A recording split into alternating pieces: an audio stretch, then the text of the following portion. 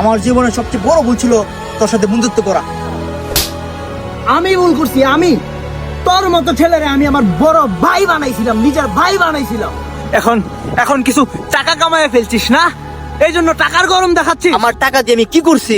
আমার টাকা দিয়ে তুই তোর গ্যাঞ্জাম সলভ করছি।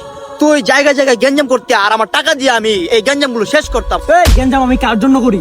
গ্যাঞ্জাম আমি কার জন্য করছি? আমি যদি গ্যাঞ্জাম না করতাম এই শহরে তুই তোর ব্যবসা নিয়ে টিকা থাকতে পারতি না।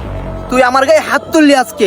আজকের পর থেকে তোর সাথে আমার কোনো সম্পর্ক নাই। আজকের পর থেকে তুই তোর পথ ধর, আমি আমার পথ ধরি। যা যা, দরকার নাই তোর মতো বন্ধু আমার।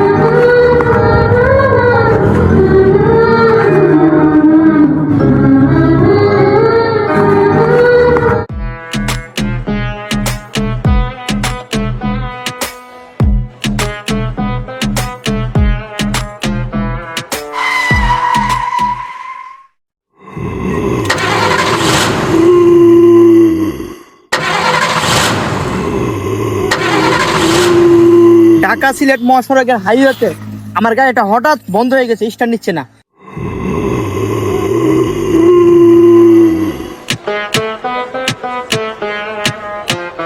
সাকিব একটা কল দিই। হ্যাঁ,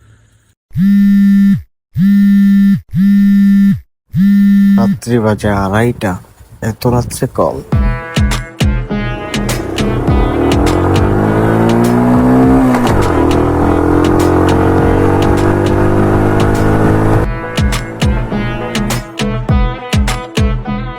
কি হয়েছে? তোর কোনো সমস্যা হয়নি তো? না বন্ধু, আমার কোনো সমস্যা নেই। দেখ না, অনেকক্ষণ ধরে চেষ্টা করতেছে, গাড়ি স্টার্ট নিতেছে না। তুই আমার বাইক নিয়ে বাসায় চলে যা, আমি গাড়ি গ্যারেজে পাঠাচ্ছি।